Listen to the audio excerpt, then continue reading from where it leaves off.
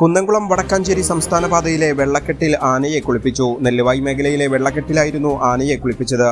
ഔഷധപാനത്തിനും ആനയൂട്ടിനും എത്തിച്ച വേണാട്ടുമറ്റം ശ്രീകുമാർ എന്ന കൊമ്പനെയാണ് നടുറോഡിൽ പാപ്പാന്മാർ കുളിപ്പിച്ചത്. ആനയൂട്ടിന് ശേഷം മടങ്ങിവരുന്നതിനിടെയാണ് സംസ്ഥാന പാതയിൽ കിടത്തി ആനയെ കുളിപ്പിച്ചത്.